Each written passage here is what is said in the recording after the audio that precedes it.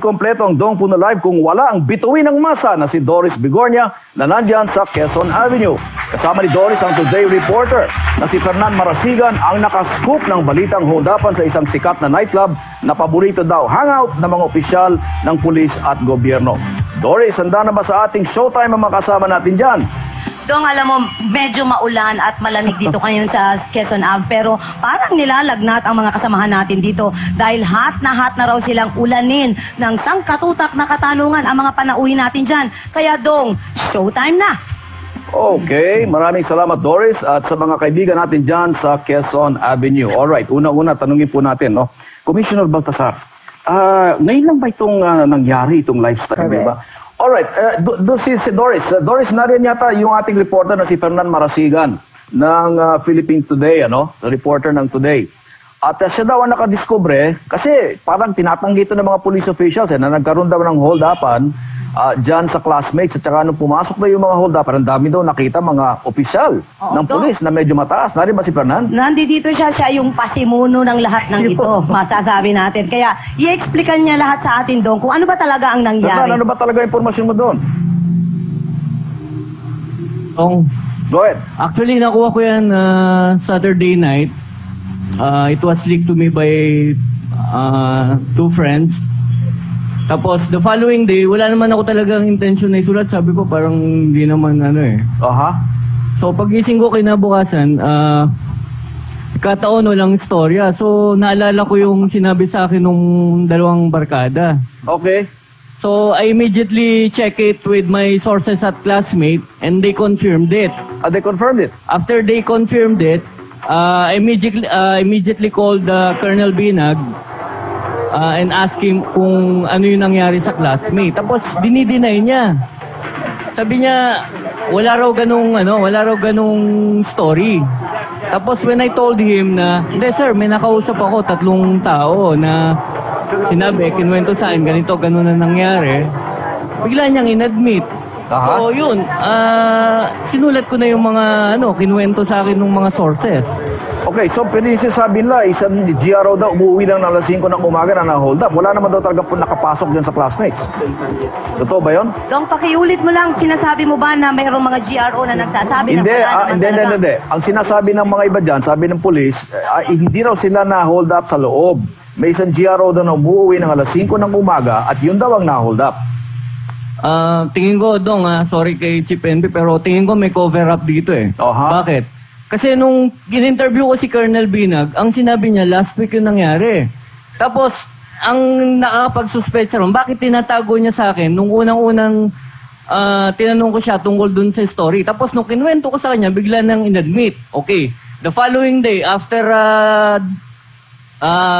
President Arroyo castigated the PNP, General Velasco of NCRPO, in a press conference said that it was a GRO who was robbed outside. Okay. And he said it happened a month ago. So very conflicting na yung story. Okay. General Dane, kasi even the president said she was scandalized by that report.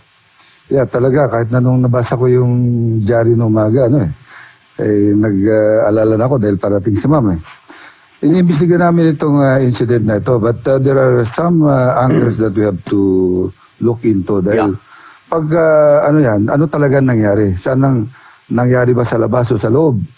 Meron na lang akong isang gustong matanong at masagot na concern kasi pag merong mga generals na nandun o senior officers, may DILG official hindi pwedeng walang security yon sa labas. Magkakaroon ng putukan yan.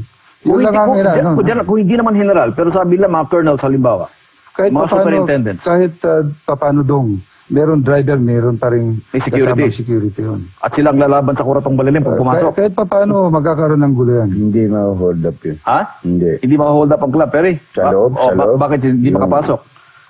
Masyadong marami kang gagamitin tao to secure all the VIP rooms. Para lang makapasok at kunin mo sa safe yung pera. Imposible, tsaka puro credit cards. Wala ka makukuha pera. Walang nagbigay sa'yo ng cash? Bihira yun. Okay. Mahirap siguro dong nakan. Alam mo, yung Mahirap. credit card, hindi basta-basta gamitin sa club. Hindi, ibig sabihin, Dahil credit makikita card- yan eh. Makikita ng misis yan pag ano sa ano. Hindi, iba naman ang pangalan ng Deal na nga, kumpanya nila eh. monthly. Hindi naman nakalagay doon na classmate. Eh. Ano ibig sabihin nun? Corporation yan. Corporation. So, pag kinaskas mo sa credit card, hindi makikita ng misis yan. Ganon. Alright, okay. We have to take a break. We'll be right back. Ganun pala.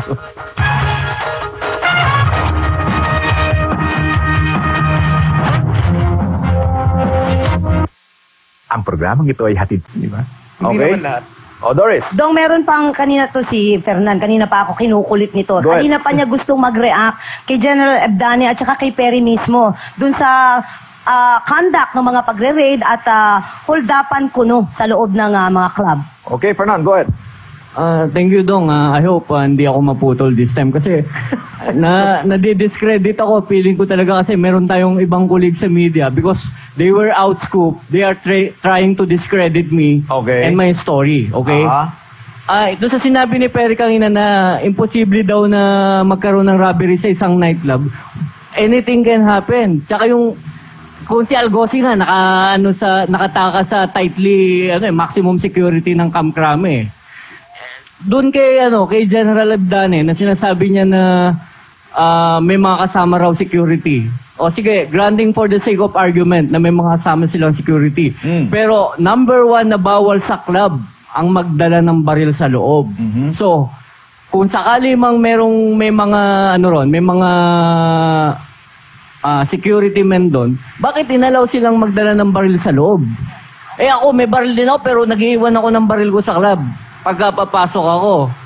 So, i-clarify ko lang, isang point ko pa is kung wala kung wala talaga nangyaring ganon, bakit kailangang itago? Ito nga si Baby Ann kanina, during the break, kinausap ko siya. Pagkatapos nung robbery dyan sa classmate, narinig nila agad yun. Kung isang tao lang ang ni-rob outside of the establishment, kung yung manager or GRO, hindi puputok ng ganun kalaki yun. Naaabot hanggang Mystic. Fernan, ang balita mo, Kuratong Baliling ba'y pumasok doon? Yung balita? Ang sabi sa ng mga sources ko is Resto Gang, whose members are remnants of the Kuratong Baliling. And one more thing, meron nagsabi sa akin, yung club ni Perry last year, yung kampo, was robbed also. Okay. Alright, okay. General, first of all, Yung, is there a cover-up? Hindi ko naman sinasabi, Fernan, na hindi nangyari yun. Kaya nga ni-imbestiga eh. Pero yung sinasabi mo rin na ang security hindi naman kailangan nasa loob ng club. Pero meron siguradong pag merong mga senior officers doon, merong security, kahit nasa labas meron yan. Pero wala pa naman tayong conclusion.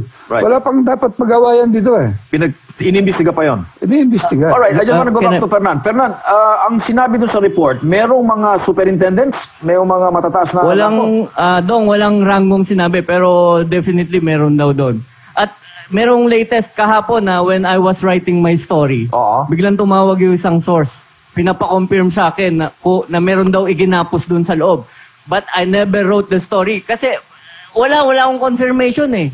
Ako, yung nangyari sa akin, yung mga nagdi-discredit sa akin, mag-imbestiga kayo kasi ang nangyari sa akin dito, triple checking. Okay, so basically you stand by your story. I stand by my story. Ayan, okay, Perry. Na-hold up ka ba last year? Pero walang question. Hindi, kung hindi nila kaya, di ako tawagin nila. Total ako naman pinakamataas.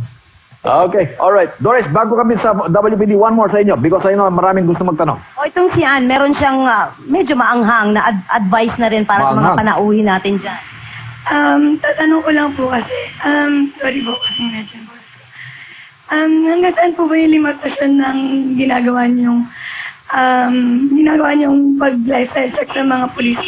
Kasi hindi po ba parang ningat po ba na lang siya? Kasi parang ngayon lang siya binibigyan pansin, pero pagkatapos parang hindi na rin siya papansinin. Okay. Makakalimutan na rin. Magandang tanong ni Anyan, Commissioner, baka mamaya ito, baka mga pulis yan, naglalaylaw lang yan.